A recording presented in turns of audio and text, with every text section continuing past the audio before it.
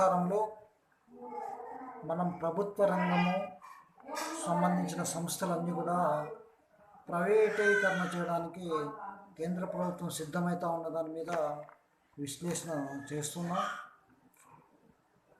ఏదైతే మనకు అన్నీ కూడా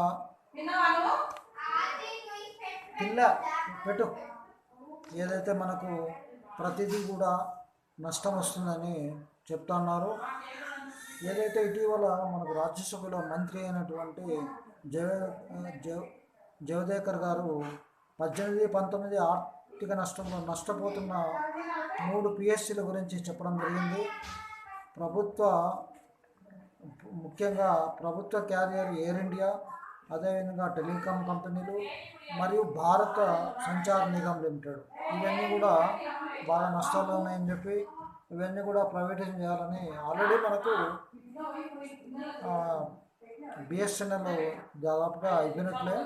ఇక ముఖ్యంగా ఎయిర్ ఇండియా, అదేవిధంగా మిగతా కూడా ఈ టెలికాం రంగంలో ఉన్నటువంటి కూడా ప్రైవేటైజేషన్ చేయాలని, రైల్వేలు ప్రైవేటైజేషన్ చేయాలని, ఇంకా వారి ఆదాయంలో ఏదైతే స్టీల్ ప్లాంట్లు ఉన్నాయో విశాఖ ఉక్కును కూడా ప్రైవేటైజేషన్ చేయాలని చెప్పేసి, అమ్మాలని చెప్పి, నష్టాలు ఇంకా మేము భరించలేం ఇప్పుడు ఉన్నటువంటి పరిస్థితుల్లో అని చెప్పి ఈ ప్రభుత్వం రెండోసారి వచ్చినామంటే, ఏదైతే కేంద్రంలో బీజేపీ ప్రభుత్వం రెండోసారి అధికారంలోకి వచ్చిన తర్వాత పూర్తి స్థాయిలో ప్రైవేటైజేషన్ చేయాలనేటువంటి విషయంలో చాలా ముందడుగు వేస్తూ ఉంది.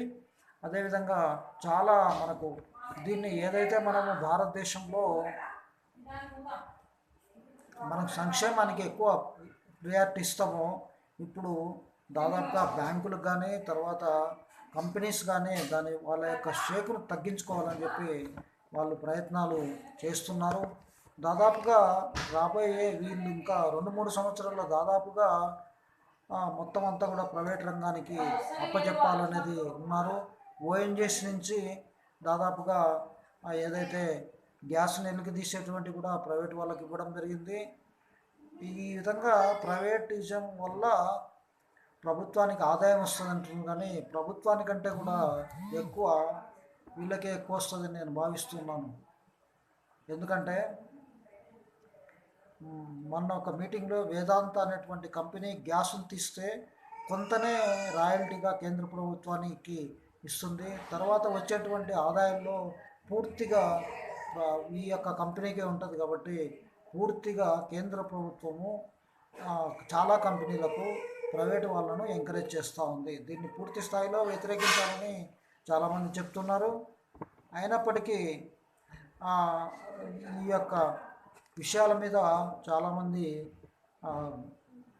ఆంధ్రప్రదేశ్లో విశాఖ స్టీల్ గురించి చాలా ఉద్యమాలు జరుగుతున్నాయి.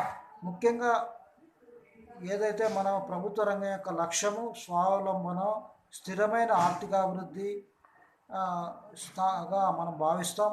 అయినప్పటికీ మనకు ఒక ప్రణాళికాబద్ధంగా ఆర్థికాభివృద్ధి విధానాన్ని అనుసరించాలి. దీనికి ఏదైతే గవర్నమెంట్కు సంబంధించినటువంటి అన్నీ కూడా బాగా పనిచేసి అభివృద్ధిలో సుస్థిర అభివృద్ధి సాధించాలని చెప్పి మనం కోరుదాం. అదేవిధంగా ఏదైతే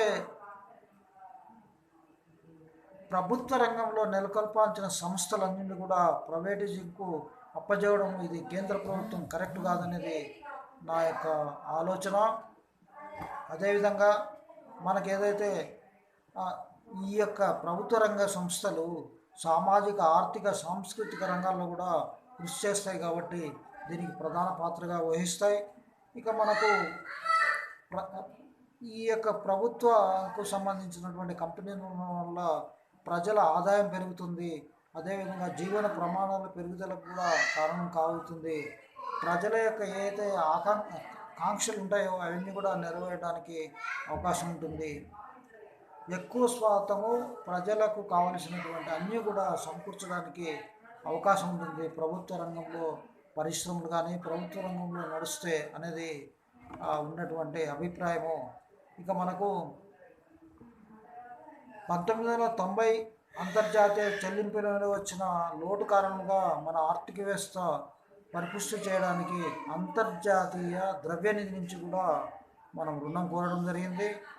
ఆ సంస్థ నిబంధనల ప్రకారం దేశంలో ప్రైవేటీకరణ వేగవంతం చేయాలని చెప్పడం జరిగింది. ఉత్పత్తిని కూడా పెంచాలని చెప్పి వాళ్ళు షరతును పెట్టడం, ఆ షరతుల్లో భాగంగానే మనకు ఈ ప్రైవేటింగ్ జరుగుతున్నట్లు మనకు అర్థమవుతుంది. సరళీకరణ ప్రభావంతో ప్రభుత్వ రంగ సంస్థలకు దేశీయంగా అంతర్జాతీయ సంస్థల నుంచి తీవ్ర పోటీ ఉండడం వల్ల కూడా మనకు ప్రైవేటిజం వరకు వెళ్తూ ఉంది. గవర్నమెంట్లో ఉన్నటువంటి అన్నీ కూడా ఈ యొక్క నష్టాల బారిన పడుతున్నాయి. ఇకపోతే మనకు 1991 సరళీకృత విధానంలో ప్రజలకు చేరవేసేందుకు పథకాల అమలులో కూడా సరికొత్త విధానానికి గీటుగా ఏర్పడింది. 2019 ఫ్యాషన్స్ 500 కంపెనీల్లో 7 పిఎస్సిల స్థానం సంపాదించుకున్నప్పటికీ 70 ఇతర పిఎస్సి తీవ్రమైన నష్టాలను చవిచూస్తూ వస్తున్నాయి. భారత ప్రభుత్వం ఆధ్వర్యంలో ఏకస్వామ్యం ఉన్న టెలికాం, విద్యుత్, ఓడరేవులు, విమానాశ్రయ సంస్థలతో సహా అనేక రంగాలకు క్రమక్రమంగా ప్రైవేటుగా దిశగా మనకు అడుగులు వేస్తూ ఉన్నారు. ఇటీవల రక్షణ వంటి వ్యూహాత్మక రంగాలకు కూడా ప్రైవేటు పెట్టుబడులను అనుమతించారు. అంతేకాకుండా ఓఎన్జీసీ, ఐఓసి, గెయిల్, ఎన్టీపీసీ సహా పలు మహారత్న, నవరత్న కంపెనీలు కూడా ప్రభుత్వ వాటా 50% కంటే తగ్గడంతో ప్రైవేటు కంపెనీలుగా మారే అవకాశం కూడా మనకు కనిపిస్తూ ఉంది. ఇది మన భారతదేశంలో ఈ యొక్క ప్రైవేటీకరణకు అడుగులు వేసుకునేటువంటి విషయాలు. ఇలా ప్రైవేటీకరణ జరిగినట్లయితే ప్రజలకు చాలా ఇబ్బందులు రావడానికి అవకాశం ఉంటుంది. ఉపాధి, ఉద్యోగాలు, ఆహార భద్రత, అదేవిధంగా వారి యొక్క ఉద్యోగ భద్రత కూడా ఉండదు ప్రైవేట్లో. కాబట్టి ప్రభుత్వ రంగంలో ఉన్నటువంటి సర్వీస్ మోటోతోటి పనిచేయాల్సినటువంటి ప్రభుత్వ రంగ సంస్థలు ఆ విధంగా పనిచేయడం లేదని నేను భావిస్తూ ఉన్నాను. అదేవిధంగా ముఖ్యంగా మనకు ఈ ప్రైవేట్ రంగాన్ని వ్యతిరేకించాలి. ఈ ప్రభుత్వాన్ని ఏదైతే కేంద్రంలో ఇప్పుడు COVID-19 వల్ల కూడా పూర్తిగా బడ్జెట్ లేదని చెప్పేసి ప్రైవేట్ సంస్థలు అడుగులు ఇస్తున్నాయి. దీన్ని పూర్తిగా వ్యతిరేకిస్తూ వీళ్ళందరికీ కూడా మంచి పనితనాన్ని గవర్నమెంట్ కూడా మంచిగా ఫలితాలు ఇవ్వాలని కోరుకుంటూ ఇద్దరితో విరమిస్తున్నాను. నమస్తే, ధన్యవాదాలు.